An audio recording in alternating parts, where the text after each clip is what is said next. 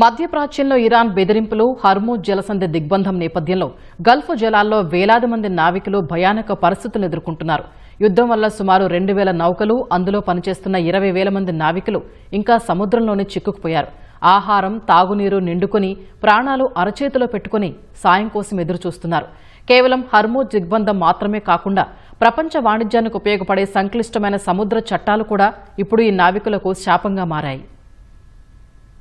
మధ్యప్రాచ్యంలో చిక్కుకుపోయిన నావికులు గడ్డు పరిస్థితులు ఎదుర్కొంటున్నారు. తమను రక్షించాలంటూ నావికులు సహాయ కేంద్రాలకు సందేశాలు పంపిస్తున్నారు. తాము ప్రాణాలతో ఉండాలంటే తక్షణమే ఆహారం, తాగునీరు, కనీస అవసరాలు సరఫరా చేయాలంటూ ఇంటర్నేషనల్ ట్రాన్స్పోర్ట్ వర్కర్స్ ఫెడరేషన్ కు ఒక సందేశం అందింది. యుద్దం వల్ల గల్ఫ్ సముద్ర జలాల్లో పరిస్థితి చాలా భయానకంగా ఉందని, నావికుల్లో తీవ్ర భయాందోళనలు నెలకొన్నాయని ఐటీఎఫ్ నెట్వర్క్ కోఆర్డినేటర్ మహ్మద్ అరాచెడి తెలిపారు. బాంబులు పడుతున్నాయి, దయచేసి మమ్మల్ని ఇక్కడి నుంచి కాపాడండి అంటూ సందేశాలు వస్తున్నాయని వివరించారు.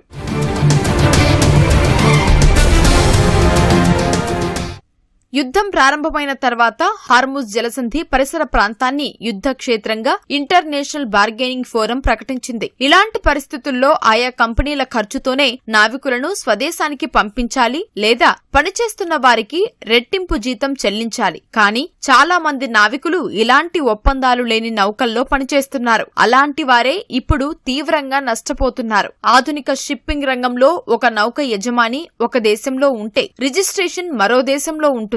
నిర్వహణ మూడో పక్షం చూసుకుంటుంది. ఆ నౌక భౌతికంగా ఇంకో చోట ఉంటుంది. సాధారణ పరిస్థితుల్లో ఇది వాణిజ్యానికి అనుకూలమే అయినా ఇలాంటి సంక్షోభ సమయాల్లో నావికుల భద్రతకు ఏ ఒక్క సంస్థ లేదా దేశం బాధ్యత వహించదు. ఈ అధికార పరిధులన్నీ కలిసి పనిచేస్తేనే నావికులు స్వదేశానికి తిరిగి వచ్చే అవకాశం ఉంటుంది. ఈ నేపథ్యంలో మార్చి 18న ఒక నావికుడు సహాయ కేంద్రానికి పంపిన ఈమెయిల్ వారి పరిస్థితులకు అద్దం పడుతున్నాయి. తాము భద్రత గురించి ఆందోళన వ్యక్తం చేస్తున్న కార్గో ఆపరేషన్స్ కొనసాగించాలని యాజమాన్యం బలవంతం చేస్తోందని వాపోయాడు. వేరే దారి లేక యాజమాన్యాలు తమను గల్ఫ్ సముద్ర జలాల్లో ఉంచుతున్నారని ఆ నావికుడు ఆందోళన వ్యక్తం చేశాడు.